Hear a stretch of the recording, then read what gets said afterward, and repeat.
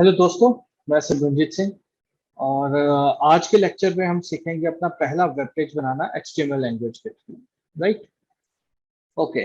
सो इससे पहले कि हम स्टार्ट करें पेज डिजाइन करना, कुछ चीजें पहले वो डिस्कस कर लेते हैं जो आपको पता होनी चाहिए।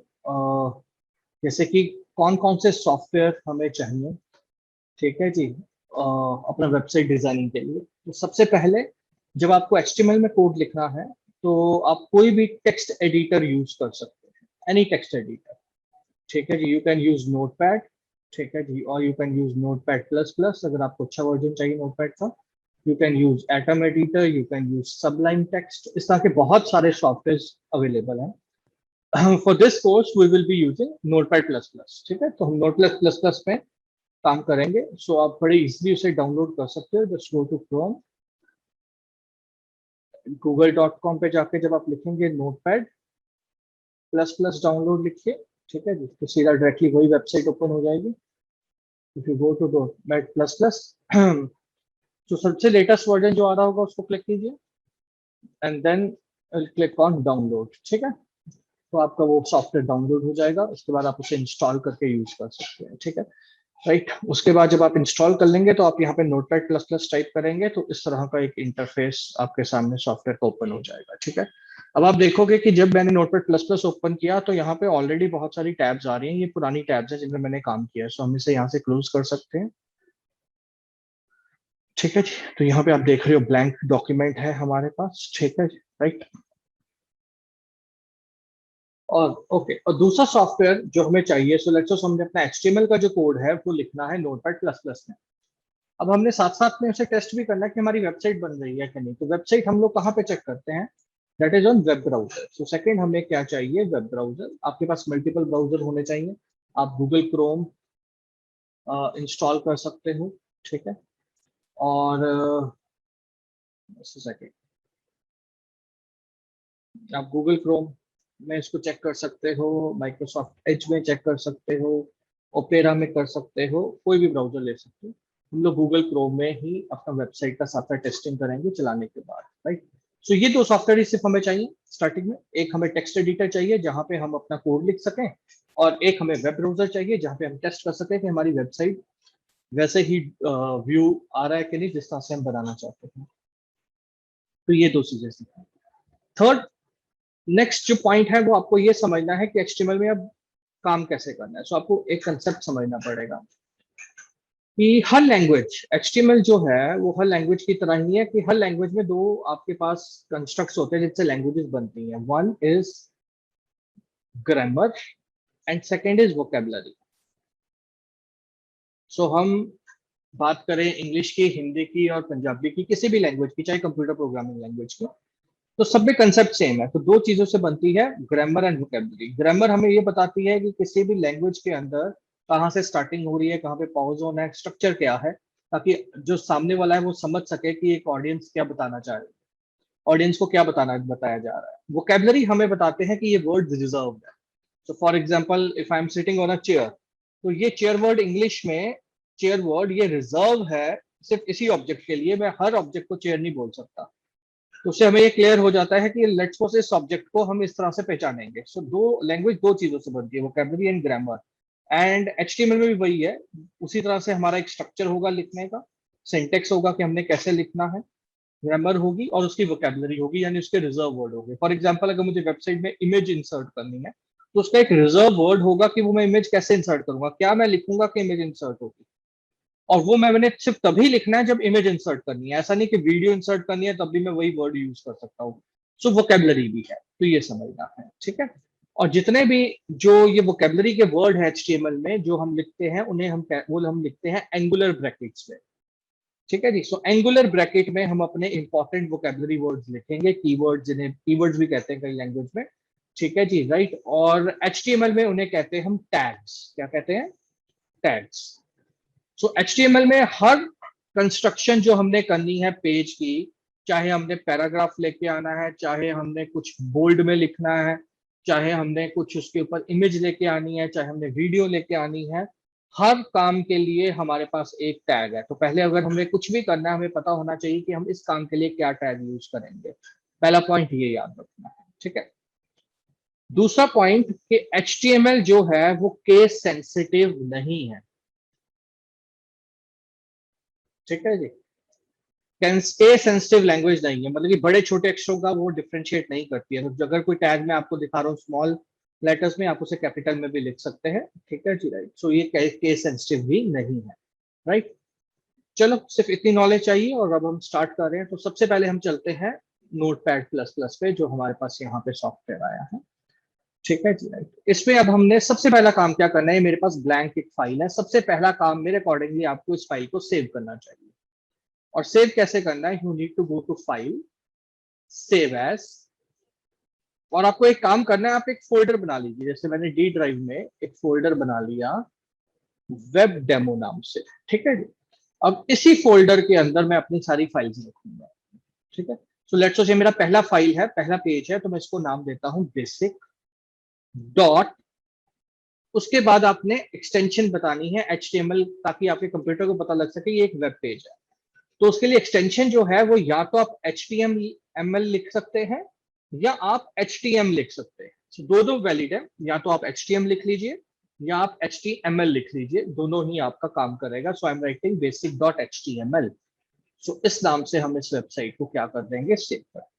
ठीक है। साथ ही आप क्या कर सकते हो, साथ ही आप उस फोल्डर पे चले जाओ जहां पे आपने ये फाइल बनाई है। जैसे वेब डेमो फोल्डर है, अगर मैं उसे ओपन करूं तो आप देखोगे ऑटोमेटिकली मेरा क्रोम में ये फाइल आ गई है। तो आउटपुट जब मैं इसको डबल क्लिक करूंगा तो ये ब्राउजर में ओपन होगा। ध्यान से देखिए, अभी ये ब्लैंक है क्योंकि अभी मैंने कुछ लिखा भी नहीं। तो this is my blank document and this is basically a blank web page. Clear हो गया। अब हमें क्या करना है, अब हमें सबसे पहले अपना स्ट्रक्चर बनाना है। तो हम आज पहले बेसिक ढांचा बनाना सीखते हैं पेज का। तो उसके लिए सबसे पहला टैग जो है वो क्या है, एक्सक्लेमेशन साइन, और फिर हमने लिखना है डॉक टाइप HTML। ठीक है। सो ये एक तरह की डेक्लेरेशन है। ये हमारे वेब ब्राउजर्स को, ये टैग का मकसद क्या है, ये हमारे वेब ब्राउजर को बताएगा कि हम HTML का लेटेस्ट वर्जन यूज कर रहे हैं। सो हम HTML का सबसे लेटेस्ट वर्जन यूज कर रहे हैं, ये इस टैग का मकसद है। ये ब्राउजर्स को बताएगा कि हम सबसे लेटेस्ट वर्जन यूज कर रहे हैं। आपको याद रखना है कि डॉक टाइप एंड HTML के बीच में स्पेस लगानी है। right? उसके बाद फिर आपने टैग यूज करना है HTML, और साथ ही आपने HTML क्लोज कर देना है। ना क्लोज का मतलब ये एक तरह की बाउंड्री है। जैसे एक रूम स्टार्ट हो रहा है, एक रूम बंद हो रहा है, खत्म हो रहा है, उसकी एक बाउंड्री है कि सारी चेयर्स उसी में है। ठीक है जी, राइट। उसी तरह से हमारे पास एक कंटेनर टैग्स होते हैं, इनका एक बाउंड्री होता है, यहाँ से स्टार्ट हो रहे हैं। फॉर एग्जाम्पल जैसे इस केस में हम कंप्यूटर को बताना चाह रहे हैं कि हमारा वेब पेज यहाँ से स्टार्ट हो रहा है और हमारा वेब पेज यहाँ पे बंद होगा। तो जो भी हम लिखेंगे वो इन दोनों के बीच में ही आएगा। सो ये आप एक पेज पे सिर्फ एक बार लिख सकते हो, एक से ज्यादा बार नहीं लिखना। यानी कि ये मेरा एक डॉक्यूमेंट है, HTML का एक पेज है। सो मैं यहां से HTML स्टार्ट कर रहा हूं और यहां पे मैं HTML क्लोज कर रहा हूं। क्लियर। सो यहां तक आपने लिखना है। अब उसके बाद HTML के अंदर दो सेक्शन आप लिख सकते हैं, एक हेड सेक्शन बनाएंगे और एक बॉडी सेक्शन बनाएंगे। Right. Now head section and body section, ये भी HTML की तरह एक ही बार आपने लिखना है। यानी कि मैं दो बार बॉडी सेक्शन नहीं बना सकता एक पेज के अंदर। एक पेज के अंदर एक बॉडी सेक्शन, एक पेज के अंदर एक हेड सेक्शन। अब इन दोनों सेक्शन का मकसद क्या है, तो ये जो बॉडी टैग हमने बनाया है इसका मकसद है कि इसके अंदर हम जो भी लिखेंगे वो वेब पेज पे दिखेगा, कुछ भी जो भी आप लिखेंगे। ठीक है। जैसे फॉर एग्जांपल मैंने यहां पे जाके लिख दिया welcome to my e commerce store. ठीक है।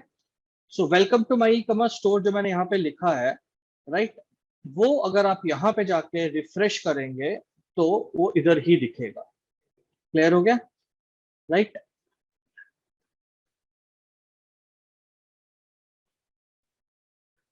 राइट। सो ये मैंने बॉडी टैग के अंदर लिखा और आप देखेंगे ये आपका पेज पे डिस्प्ले हो गया। ठीक है। हेड सेक्शन का मैं अभी सिर्फ एक ओवरव्यू दे देता हूँ, उसको हम आगे जाके अगले लेक्चर्स में देखेंगे। हेड सेक्शन जो है वो दो मकसद से बेसिकली यूज होता है। पहला, कुछ टैग हैं जैसे टाइटल टैग हम इसमें यूज करते हैं। टाइटल मतलब जैसे आप वेबसाइट पे चले जाओ, जैसे ये टाइटल आ रहा है बेसिक, क्योंकि हमने इसको कोई नाम नहीं दिया, बट लेट्स सपोज कोई वेबसाइट ओपन करते हैं, जैसे अमेजन ओपन करते हैं, तो आप देखेंगे यहाँ पे एक ऊपर टैब के ऊपर हेडिंग आ रहा है online shopping site in India. So this is a title, ये टाइटल आ रहा है, राइट। सेम अगर आप गूगल पे किसी चीज को सर्च करते हैं, for example I am writing best Android phone under 15,000, तो अगर हम वेबसाइट को सर्च करते हैं तो ध्यान से देखो, ये जो आपकी वेबसाइट पे दिखाता है ये आपके पेज का टाइटल दिखा रहा है। सो टाइटल बहुत इंपॉर्टेंट है, ये हम आगे जाके पढ़ेंगे किस तरह से इसको यूज करना है। तो हेड के अंदर हम एक तो टाइटल लेके आते हैं, एक हम इसके अंदर यूज करते हैं मेटा टैग। ठीक है जी, मेटा टैग। ना मेटा टैग क्या है? मेटा टैग है जो search engine point of view से होते हैं। ठीक है जी, तो जैसे कि फॉर एग्जांपल आपको जब भी कुछ सर्विस चाहिए होती है, आपको शायद ही किसी वेबसाइट का नाम पता हो, बहुत कम ऐसा होता है। अगर ब्रांडेड साइट है तो हमें नाम पता होगा, जैसे अमेजन, फ्लिपकार्ट। अदरवाइज हम जो भी चाहते हैं हम गूगल पे सर्च करते हैं, और जब हम गूगल पे सर्च करते हैं तो गूगल को कैसे पता चलता है कि हमारी वेबसाइट में क्या है? तो वो हम गूगल को अपनी वेबसाइट के बारे में जो भी हेल्प देते हैं कि मेरी वेब पेज के अंदर क्या मैं काम कर रहा हूं, वो हम हेड के अंदर मेटा टैग के अंदर करते हैं। ठीक है। देन हेड के अंदर हम लोग थर्ड पार्टी लैंग्वेजेस भी कनेक्ट करेंगे, जैसे कि CSS, जावास्क्रिप्ट, jQuery, बूटस्ट्रैप। उसकी भी जो कनेक्टिविटी हमने करनी है वो हम हेड के अंदर उसको करते हैं। ठीक है। तो इसके ऊपर हम एक पूरा लेक्चर लेंगे, अभी हम इसको थोड़ा सा वर्ड कर रहे हैं and will come to a body tag. ठीक है। सो बॉडी में आपने देखा कि मैं जो भी कंटेंट लिखूंगा वो पेज पे ऊपर डिस्प्ले होगा। क्लियर? राइट। सो आज हमारा बेसिकली मकसद है कि ये हमारा जो स्ट्रक्चर है पहले हमें समझ में आ जाए। देखो ये स्ट्रक्चर है, मैं रिपीट कर देता हूं। सबसे पहले डॉक टाइप एचटीएमएल टैग, ये हमारी ब्राउजर को बताएगा कि ये हम एचटीएमएल का सबसे लेटेस्ट वर्जन ढूंढ रहे हैं, यूज कर रहे हैं। उसके बाद हमारे पास है एचटीएमएल का tag, HTML start, HTML close, मतलब कि हमारा पेज यहां से वेब पेज स्टार्ट हो रहा है, यहाँ पे क्लोज हो रहा है। उसके बाद हमारा वेब पेज दो हिस्सों में डिवाइडेड है, हेड एंड बॉडी। नाउ जो हमारा हेड सेक्शन है वो हमें ये बताता है कि हेड सेक्शन हमें ये बताता है कि इसके अंदर हम टाइटल लिखेंगे, और हम लोग जो सर्च इंजन की हेल्प करेंगे वो भी इसके थ्रू होगी कि वो हम उसे बता सकें कि हमारी वेबसाइट में वो कंटेंट क्या है। प्लस हम जो HTML, CSS, जावास्क्रिप्ट, jQuery के साथ कनेक्टिविटी करेंगे वो भी हेड सेक्शन के थ्रू ही करेंगे। नाउ बॉडी सेक्शन में हम जो भी लिखेंगे वो कस्टमर को विजिबल होगा, जैसे कि अभी हमने लिखा। ठीक है। अब इससे आगे चलते हैं। ठीक है। तो लेट्स सो सब सेकंड लाइन में यहां पे लिख रहा हूं, your one stop place for all electronic needs. Let's suppose ये मैंने लाइन लिखी सेकंड लाइन पे, ध्यान से देखा, ये मैंने सेकंड लाइन पे लिखा, ये सेकंड। अब हम चलते हैं अपने वेब ब्राउजर पे, अभी नहीं आ रहा। वो क्यों नहीं आ रहा? क्योंकि अभी हमारा ये जो कोड है ये हमने सबसे पहले तो सेव करना है, तो ये हमने सेव कर दिया, कंट्रोल एस प्रेस करके सेव कर सकते हो, या फाइल पे जाके यहाँ पे जाके सेव कर सकते हो। अभी सेव डिसेबल है क्योंकि मैं ऑलरेडी सेव कर चुका हूँ। दूसरा, अब आपने यहाँ पे जाके इस पेज को रिफ्रेश भी करना है। ठीक है। जब आप रिफ्रेश करोगे मतलब जो नया कोड आपने वहां पे सेव किया है नोटपैड प्लस प्लस में, कंप्यूटर उसे इंटरप्रेट करेगा। और you can use a shortcut of F5 also, keyboard से F5 आप प्रेस कर सकते हो। सो हमने यहाँ पे रिफ्रेश कर दिया। Clear? Done? Okay. So this is your one stop place for all electronic. अब बड़े ध्यान से देखिए, मैंने ये कंटेंट दो अलग अलग लाइन में लिखा, लेकिन यहाँ पे सेम लाइन पे आ रहा है। ठीक है। अब लेट्स सपोज अगर मैं इसे यहाँ पे जाके लास्ट लाइन पे भी लिख दूं और मैं इसे सेव करूं और मैं यहाँ पे जाके रिफ्रेश करूं, तब भी ये यहीं पे रहेगा। ऐसा क्यों? क्योंकि हम जिस तरह से नोटपैड प्लस प्लस में लिख रहे हैं, ब्राउजर को इससे कोई फर्क नहीं पड़ता। ब्राउजर के पास ये पूरा document as a single line जा रहा है, वो सिर्फ टैग से पहचानता है कि आप क्या करना चाहते हैं। जो नोटपैड प्लस प्लस में हम लिख रहे हैं वो हम अपनी सहूलियत के लिए लिख रहे हैं, क्योंकि इस तरह से दिखना पसंद करते हैं हम। जैसे फॉर एग्जांपल मैं एक लाइन में डॉक टाइप एचटीएमएल लिख रहा हूँ, अगली लाइन में एचटीएमएल लिख रहा हूँ, बिकॉज हमें छोटे होते सिखाया गया लाइन बाय लाइन हमने काम करना है। अगर एक साथ लिख देंगे तो अच्छा नहीं लगेगा दिखने के लिए। बट ब्राउजर को इससे कोई फर्क नहीं पड़ता, उसने अपना जो काम करना है वो उसने अपने टैग से पहचानना है कि आप उसे क्या करने के लिए कह रहे हैं। तो सेम अगर मुझे ये नेक्स्ट लाइन पे चाहिए, ये कंटेंट अगर मुझे नेक्स्ट लाइन पे चाहिए, तो इसके लिए मुझे एक टैग यूज करना पड़ेगा। तो जैसे लेट्स सपोज मैंने यहाँ पे जाके टैग यूज करना है BR, so BR stands for break tag, right. So अब अगर मैं यहाँ पे आके रिफ्रेश करूंगा तो आप देखोगे सेकंड लाइन पे आ गया।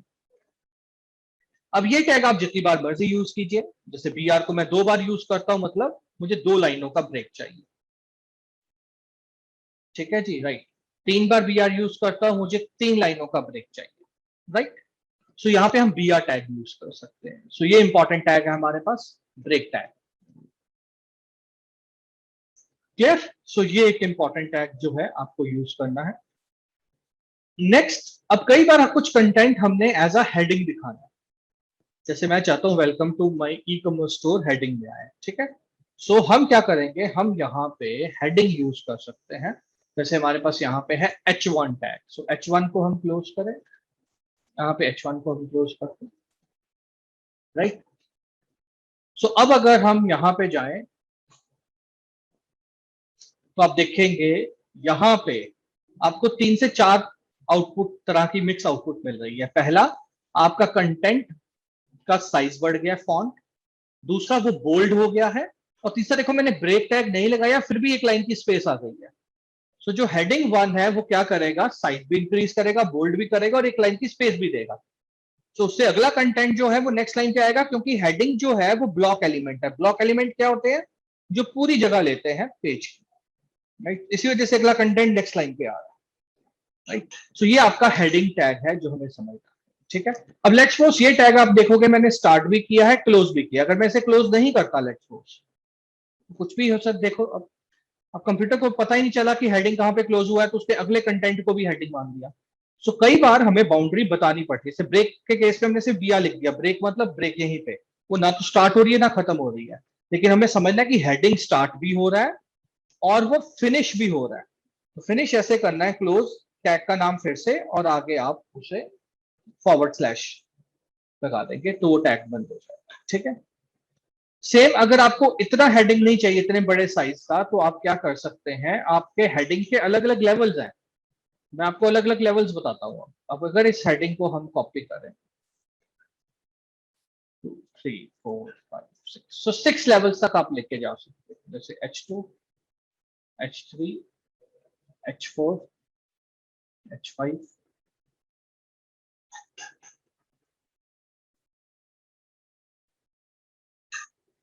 जैसे हमारे पास हेडिंग है, फिर अंदर सब हेडिंग है, तो इस तरह से हमारे पास अलग अलग हेडिंग है। सो अब अगर हम यहाँ पे आए तो आप देखेंगे ये मेरे हेडिंग्स हैं, लेवल 1 से लेके लेवल 6। तो सबसे बड़ा लेवल 1, सबसे लोएस्ट लेवल 6। तो ये हमारे हेडिंग टैग्स हैं जो आप यूज कर सकते हो। मैंने कभी H4, H5, H6 प्रैक्टिकली अपनी वेबसाइट पे कहीं जरूरत मुझे महसूस नहीं हुई। जितनी भी वेबसाइट्स मैंने बनाई है, तो हम लोग एक पेज पे एक हेडिंग 1 तो कंपलसरी है from search engine point of view also, ठीक है। बाकी हम लोग प्रेफर करते हैं कि H2 या H3 ही हो, ठीक है। बट आपको पता होना चाहिए कि हमारे पास ये 6 लेवल तक के टैग यूज होते हैं, H1 से लेके H6 तक, ठीक है। चल, so this is our heading tag, ठीक है। अब हम क्या करते हैं, हेडिंग से आगे बढ़ते हैं। अब हम चलते हैं अगले टैग की तरफ, and that is a paragraph. अब लेट्स सपोज मैं क्या करता हूं, मैं कुछ कंटेंट ले आता हूं। अभी डबी से टाइम बचाने के लिए मैं क्या करता हूं, मैं वर्ड ओपन करता हूं और वहां से कुछ डबी कंटेंट ले आता हूं, ठीक है। तो मैं ट्रिक यूज करता हूं। अदरवाइज आप जब जिस क्लाइंट की वेबसाइट बना रहे होंगे, आपने उसी क्लाइंट का डेटा ही वहां पे लिखना है। लेकिन अभी हम क्योंकि कोई रियल वर्ल्ड नहीं बना रहे, हम सिर्फ एग्जाम्पल ले रहे हैं, तो मैं जानबूझ के कुछ डमी डेटा ले आता हूँ। सो यहाँ पे जाके मैं वर्ड में लिखता हूँ is equal to RAND random, और let's suppose I need 3 paragraph with 10 lines. And देखो जैसे मैं एंटर प्रेस करूंगा मेरे पास डमी टेक्स्ट आ जाएगा। सो मैं क्या कर रहा हूँ, मैं जानबूझ के इस पूरे डेटा को कॉपी कर रहा हूँ और यहाँ पे पेस्ट कर रहा हूँ, राइट। अब हम अपने ब्राउजर पे जाते हैं, रिफ्रेश करते हैं, आप देखोगे ये आपका डेटा आ गया, ठीक है। अब इस तरह का टेक्सचुअल डेटा कोई भी देखना पसंद नहीं करता, ठीक है। कोई भी ज्यादा टेक्स्ट डेटा प्रेफर नहीं करता। बट फिर भी कई बार जैसे प्रोडक्ट की डिस्क्रिप्शन हो गई, आपने लिखनी है, अपनी सर्विसेज की डिस्क्रिप्शन लिखनी है, तो कई बार मजबूरी होती है कि आपको 4 5 लाइनें लिखनी पड़ती हैं। लेकिन अगर आपका 4 5 लाइनों से ज्यादा का कंटेंट हो रहा है, तो विल प्रेफर आप उसे पैराग्राफ्स में डिवाइड कर दीजिए। जैसे आप यहाँ पे देखिए, मैं टैग यूज कर रहा हूँ P पैराग्राफ। यहाँ पे हम जाके पैराग्राफ क्लोज कर देते हैं। दिस इज 1 पैराग्राफ, ठीक है। फिर यहाँ से मैं सेकंड पैराग्राफ लेट्स स्टार्ट करता हूँ। यहाँ पे हम पैराग्राफ क्लोज करते हैं। Then will start third paragraph, और यहाँ पे हम थर्ड पैराग्राफ क्लोज करते हैं, ठीक है। अब यहाँ पे आके मैं इसे रिफ्रेश करता हूँ। तो आप देखोगे ये 3 पैराग्राफ्स के अंदर कंटेंट जो है आपका वो डिवाइड हो गया।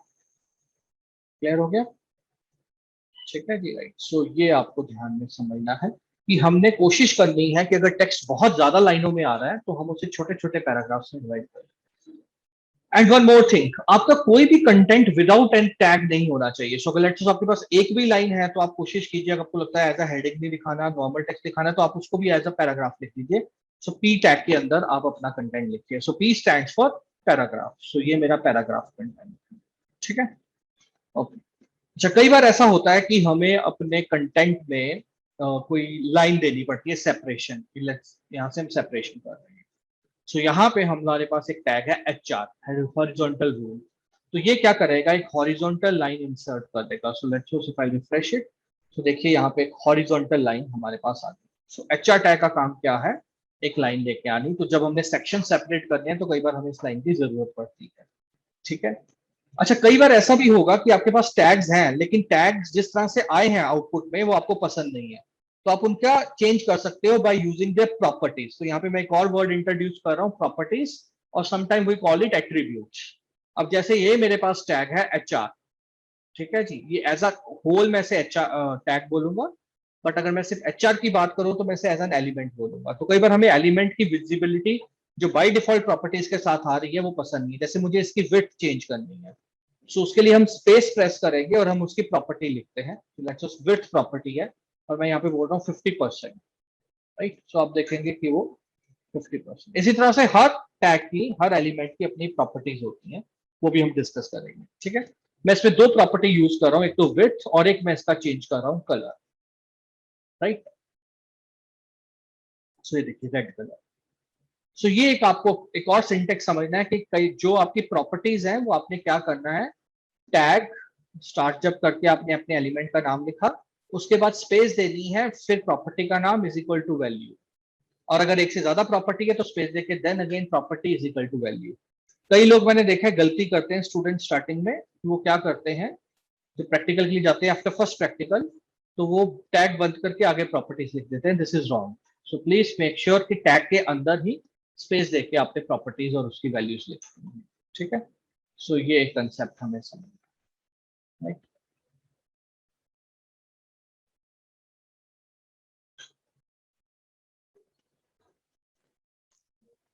ओके। इस सेक्शन में अब हम देखते हैं कि यार पैराग्राफ का हमारे पास क्या ऑल्टरनेट हो सकता है। ठीक है जी, कि अगर हमें इतना बड़ा टेक्स्ट नहीं लिखना तो एक ऑप्शन हमारे पास हो सकती है कि हम पॉइंट्स में लिख दें, राइट? सो अगर बुलेट पॉइंट्स या नॉर्मल पॉइंट्स भी अगर हम बना लेंगे तो यूजर को समझने में आसानी होती है, ठीक है? तो वहां पे हम लोग कंसेप्ट यूज करते हैं लिस्ट का। तो हमारे पास होती है लिस्ट। सो लिस्ट दो तरह की बेसिकली होती है, वैसे 3 तरह की है, बट जो हमारे काम की है वो 2 तरह की है, एक order list and unordered list. Order list हमने तब यूज करनी है जब हमने कोई सीक्वेंस बताना है, ठीक है जी, कोई काम हम सीक्वेंस में कर रहे हैं। जैसे फॉर एग्जांपल लेट्स सपोज मैं यहाँ पे लिख रहा हूँ I'm going to give an heading and I'm saying let's suppose courses, let's suppose आपका एक इंस्टीट्यूट है जहाँ पे आप अपने कोर्सेज बताना चाहते हो at ABC। Let's suppose ABC आपके इंस्टीट्यूट का नाम है, लेट्स से H3। एंड उसके बाद हमने स्टार्ट किया OL tag. So OL stands for order list. ध्यान से देखिएगा, if you go to OL, उसके अंदर जो भी पॉइंट आपने लिखना है उसके लिए आपने लिस्टिंग टैग यूज करना है, that is LI। Now LI is a listing tag. So let's suppose इसके अंदर मैंने लिखा for example web designing, then I'll say let's suppose I'll say networking, then let's suppose I'll say English, then let's suppose I'll say app development. So ये let's suppose ये courses हम provide कर रहे हैं एंड मैं चाहता हूँ कि ये पॉइंट्स में बने आ जाए। सो अब हम अपनी वेबसाइट पे चलते हैं, हम इसे रिफ्रेश करते हैं, तो आप देखेंगे नीचे कि ये अपने आप 1 2 3 4 बाई डिफॉल्ट बन के आ गया। तो ये एक ऑर्डर बता रहा है कि 1 2 3 4। जरूरी नहीं आपने कोई काम ऑर्डर में ही दिखाना है, बट फिर भी अगर आपको ऑर्डरिंग वे में दिखाना है 1 2 3 4, तो आप इस तरह से दिखा सकते हैं, ठीक है? अब लेट्स सपोज जैसे हमने लास्ट टाइम बात की थी, मुझे लेट्स सपोज 1 2 3 4 नहीं चाहिए, मुझे कुछ और चाहिए, जैसे मुझे ABCD चाहिए, तो हम उसकी प्रॉपर्टी चेंज कर सकते हैं। So will go for OL type and let's suppose I will say small a।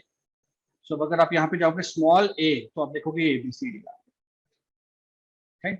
अब मुझे कैपिटल ए लिखूंगा तो कैपिटल ABCD आ जाए।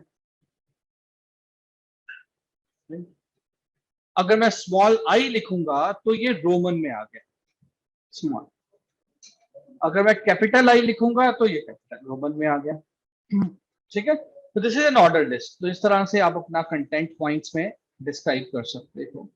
ठीक है, इसके अलावा और बहुत सारी चीजें हैं जो आप कर सकते हो। जैसे फॉर एग्जांपल नंबरिंग है बाय डिफॉल्ट, तो आपको उसको स्टार्ट करना है लेट्स सपोज 5 से, तो आप लिखोगे स्टार्ट इज इक्वल टू 5। तो देखो 5 6 7 8 से स्टार्ट हो गया। अब इसका क्या बेनिफिट है? अब लेट्स सपोज आपने एक ऑर्डर लिस्ट बनाई है और आपने 4 पॉइंट्स लिखे हैं 1 2 3 4। उसके बाद आपका कोई पैराग्राफ आया, आपने पैराग्राफ टैग लगा दिया। उसके बाद फिर आपने ऑर्डर लिस्ट से स्टार्ट करनी है, तो वो बाय डिफॉल्ट 1 से स्टार्ट होगी। बट आप चाहते हो लास्ट पॉइंट मैंने 4 या 5 स्टार्ट किया था, नेक्स्ट पॉइंट उसी के आगे से स्टार्ट हो, then you can use OL start is equal to जो नया नंबर है, right? Or you can use it as a reverse order. So you can write reversed is equal to reversed. So reversed is equal to reversed. So यहाँ पे property का नाम भी reversed है, value का नाम भी रिवर्स्ड है। ठीक है, सो अब अगर आप यहाँ पे आके इसको रिफ्रेश करेंगे तो ये देखो रिवर्स्ड होगा। और HTML में एक फ्लेक्सिबिलिटी भी है कि अगर आपकी प्रॉपर्टी और वैल्यू का नाम सेम है तो आप ये वैल्यू ना लिखें, आप सीधा प्रॉपर्टी का नाम लिख दीजिए, तब भी वो रन होगा। सो ऐसा कोई इश्यू नहीं है। क्लियर? तो this is your ordered list. अब हम चलते हैं अनऑर्डर्ड लिस्ट पे। तो मैं नीचे अगेन लाइन लगा लेता हूँ हॉरिजॉन्टल, और मैं इसी कंटेंट को यहाँ पे कॉपी कर लेता हूँ, इसी कंटेंट को। ठीक है, तो इसको यहाँ से कॉपी करते हैं एंड यहाँ पे पेस्ट करते हैं, और यहाँ पे मैं OL की जगह लिखता हूँ UL। बाकी सेम रहेगा, लिस्टिंग टैग वैसे ही आएगा, बाकी सेम रहेगा। सो आपने लिखा UL अनऑर्डर्ड लिस्ट। ठीक है, सो अब आप अगर नीचे जाएंगे तो यहाँ पे अब आपके पास आ रहा है, देखिए ये आपके पास पॉइंट्स आ रहे हैं और इसमें ये डिस्क आ रहा है, बाय डिफॉल्ट टाइप डिस्क है। आप इसे दो चीजों में चेंज कर सकते हो, circle and sphere. So let's say type is equal to circle. So अब अगर मैं यहाँ पे जाऊंगा and I will refresh it, तो ये सर्कल हो गया। और I am saying it that it is a sphere, right? So मैं इसे सेव करता हूँ, स्फीयर। ठीक है, तो यहाँ पे हमारा एक LI हो गया, ये स्फीयर। क्लियर? सो ये कंसेप्ट हमें पता होना चाहिए। सो this is unordered list. So order list मतलब किसी ऑर्डर में है, अनऑर्डर मतलब लिस्ट, बुलेट, सर्कल, इस तरह की चीजें आ गई। नेक्स्ट आप यूज कर सकते हो नेस्टेड लिस्ट, मतलब एक लिस्ट के अंदर दूसरी तरह की लिस्ट आ गई। जैसे फॉर एग्जांपल ये ऑर्डर लिस्ट है मेरी, इसको मैं कॉपी कर लेता हूँ। सो यहाँ पे मेरी ये ऑर्डर लिस्ट जो है उसके अंदर हमने रिवर्स लिखा हुआ है, रिवर्स लिखा है। ठीक है, एंड इसको हम डिलीट करते हैं। सो ये मेरी ऑर्डर लिस्ट है। मैं चाहता हूं कि जैसे मेरे पास वेबसाइट डिजाइनिंग है तो इसके अंदर कुछ और कंटेंट आ जाए, राइट? सो ये हमारे पास जहाँ पे लिस्ट खत्म हो रही है, मैंने वहां पे जाना है, LI स्टार्ट LI क्लोज। इसी के अंदर मैं ऑर्डर लिस्ट और अनऑर्डर लिस्ट नहीं बना सकता हूँ। ठीक है, तो मैं एक नई अनऑर्डर लिस्ट बना रहा हूँ और इसके अंदर मैं LI लिख रहा हूँ। सो लेट्स मैंने कहा 2 months कोर्स एंड लेट्स मैं यहाँ पे लिख रहा हूँ 6 months, राइट? अब अगर हम इसको सेव करें, ठीक है जी, अब अगर हम थोड़ा नीचे चलें तो ये देखिए इसके अंदर this is a nested list, list के अंदर लिस्ट, राइट? सो ये हमारे कुछ बेसिक टैग्स है बेटा, जो आप सबको पता होने चाहिए, जो HTML में यूज कर सकते हैं। ठीक है, तो ये आपका बेसिक्स था HTML का। अब हम नेक्स्ट वीडियो में मिलते हैं और हम मल्टीमीडिया टैग्स की बात करेंगे। हम इमेज, ऑडियो और वीडियो इंसर्ट करना सीखेंगे कैसे करना है। ठीक है, थैंक यू वेरी मच।